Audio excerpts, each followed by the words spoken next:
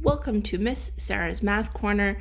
This is a continuation of several videos about fractions. In this video, we're going to talk about types of fractions. Now, in the basic fraction introduction, we talked about the fact that fractions are division. All the parts have to be equal, and they can be represented by parts that are parts of a whole, or a fraction of an area, we call it. That's what we're going to be talking a little bit about right now.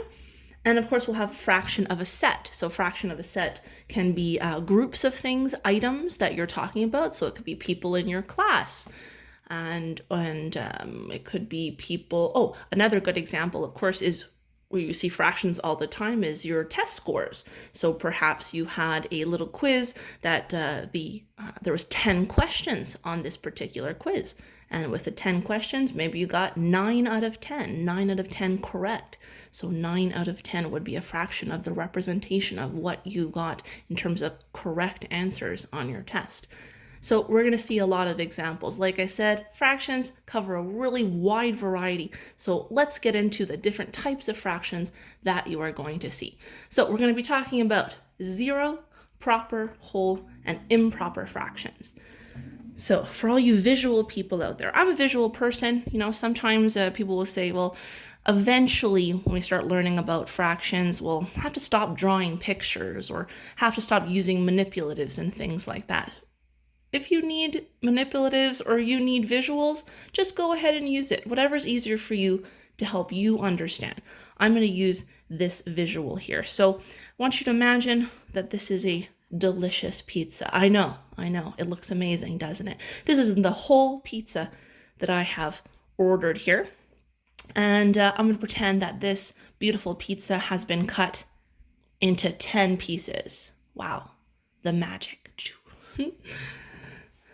So this pizza has been cut into 10 pieces. And you'll notice that one slice is, of course, 1 out of 10, or 1/10, or 1 over 10, 1/10. Okay, so there's the whole. So let's use the pizza to help us represent the different types of fractions here. So a zero fraction. Now, zero fractions, very straightforward, of course. It literally would be a 0 as the numerator. We talked about that term before. A 0 as the numerator, and then of course that bottom number, the denominator, means how many pieces we have in the whole thing. Well, in the whole thing we have 10 pieces.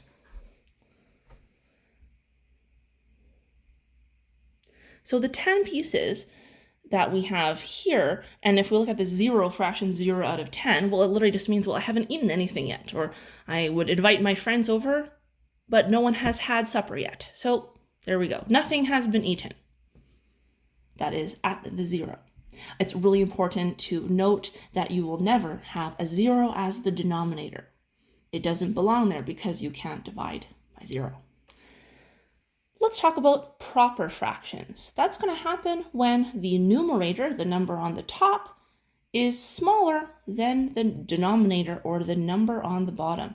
So in this case, let's look at possible examples here. So have some friends over for a pizza party, and let's say everybody had, I go back and look at the table, and let's say 1, 2, 3, 4 slices are gone. Okay, so 1, 2, 3, 4. These slices have been eaten. So I could say the fraction represented by that is 4 out of 10.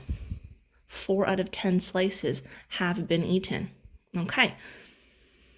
Or I could say that perhaps 5 out of 10 slices have been eaten. Oh, that looks familiar. Half of the pizza has been eaten? Yep. Half of the pizza has been eaten. We'll talk about equivalent fractions very soon too. Equivalent fractions, 1/2. Half the pizza has been eaten. So a proper fraction again, 5 out of 10. So anytime that you're dealing with fraction of the area, in this case, we have one whole pizza and we're going to keep eating it. Of course, we're hungry. So 6 out of 10 is a proper fraction, 7 out of 10, 8 out of 10, etc. Okay, so proper fraction, again, is when the numerator is smaller than the denominator. Okay, so let's talk about whole fractions. going to give this a little trace so you can see what I'm talking about here. No, not. It might get a little wobbly. Okay. I wish I was one of those people that could draw a perfect circle. That would be cool. If you are one of those people, wow, you're amazing. You know what? Not even going to do it. Not even going to do it. There's a visual for you. Okay, so let's talk about the whole. Now, the whole fraction, a whole fraction, is literally, in this case, the pizza example, it's you've eaten the whole thing. You have eaten 10 out of 10 slices. There's no more pizza left. Oh no, where did it go? There we go. 10 out of 10 has been eaten. So you can even say that this is going to be the same things. I've eaten one whole pizza.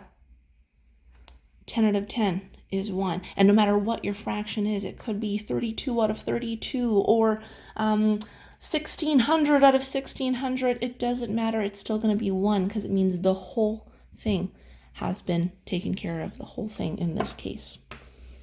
So even if you want to compare that to the example of doing really well on a test, you got 100%, you got 10 on 10. It means you got the whole test correct.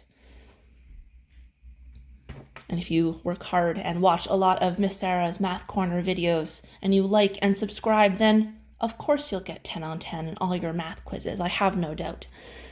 Finally, improper fraction. Now, the improper fraction means is that when we're starting to talk about the numerator getting larger than the denominator. So that means when I have finished all of my pizza and more friends are going to come over, looks like I'm going to need to order another pizza. So I order another pizza. That's about the same size. That was the best I can do. Got a little wobbly over here, but that's okay.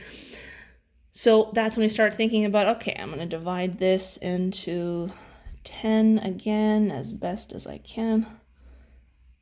And again with sketches, right? It's not going to be perfect. We know that the parts have to be equal, but when we're just drawing sketches for ourselves, that's okay, making sure it looks the same. So an improper fraction just means that, well, you've eaten the whole or you've taken care of the whole, and now you're moving on to the second whole. So let's say they've already eaten, all my friends have eaten 10 out of 10 pieces, and I ordered another pizza. It's also divided into 10. So my denominator is still going to stay the same, still 10.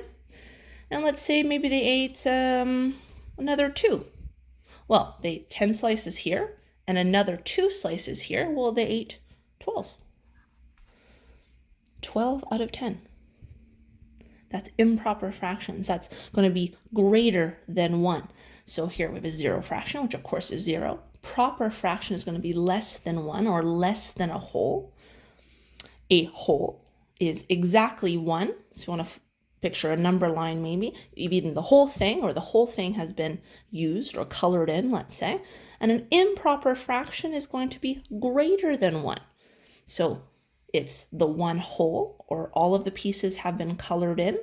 And then you're getting another one that the denominator is going to be the same. It's the same division or the same number of pieces. That's why the denominator is the same.